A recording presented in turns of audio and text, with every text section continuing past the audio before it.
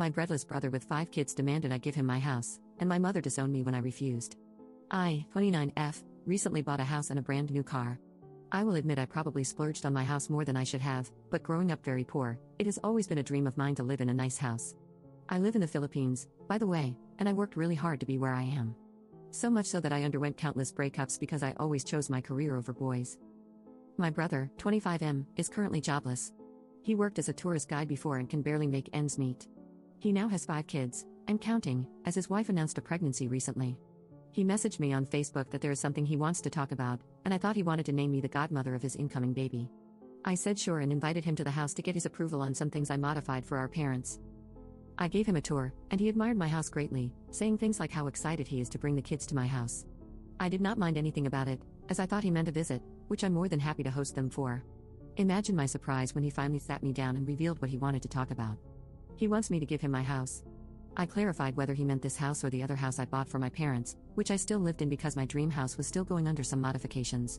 He said this house was big enough for his family, and I can go visit them anytime I like.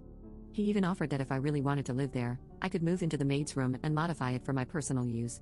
I was shocked and could not speak as he thanked me over and over for the house. I finally asked him where the heck did that idea come from, and he said our mother told him I would give him my house. I, of course, corrected that, and this is where things went south. My brother repeatedly said since our mom said the house is his now, I cannot do anything but give in. I called my mother to tell her to back off, and lo and behold, my mother sided with my brother. To make this already long story short, my whole family has cut me off, and my parents disown me until I give my brother my house. My father has been brought to the hospital over this fight, and now I feel really bad. The guy I'm seeing now said to just give the house to my brother, and he'll help me buy another. Am I being unreasonable here? I don't feel like I am. Update 1. So, a lot of people have reached out to me since my original post, and a lot has happened since then. I cut my family off back in December and decided to remove my parents' access to my health plans and remove them from my insurance. Also, my mom told me I don't exist to her anymore, so I guess I won't be helping her buy a house. The reactions from our extended family were just as I expected. Most of the adults sided with my mother. My cousins expressed their support for me. I got uninvited to the family reunion I initially sponsored, and isn't that just the worst? My aunts and uncle had barricaded the gate when I arrived at my grandma's house. I won't expand on this anymore because this still hurts until now. My mother also sued me for selling the first house back in January. It did not reach the higher courts, and I won. Public perception of me got worse, though.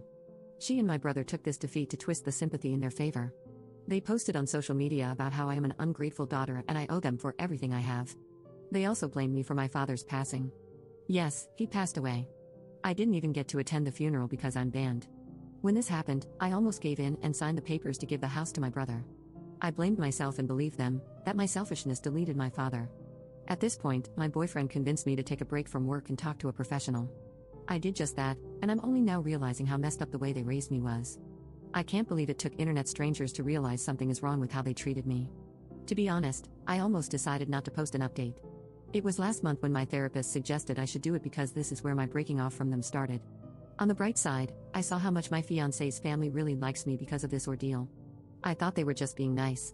But things happened, and they supported me every step of the way, especially when my partner had to go overseas for a 1-week stay because of his job. They really took care of me and even assured me that I'm worth more than my family thinks I am. The nicest thing I ever heard in my life came from his mother. Anyway, on July 21st, my father's birthday, my mother reached out to me. She explained to me that she understood she had no right to ban me from his funeral, but at the time, all she could think about was how I cut them off from my health plans, rendering them incapable of supporting my father's hospitalization. I did not realize this, and we cried for hours. She said she still blames me, though, and doesn't think she can forgive me. I think I understand her. My therapist told me that thinking of what ifs is counterproductive, but still, if I could go back in time, I would help them with this. My brother won't talk to me, and that's fine. The feeling is very much mutual.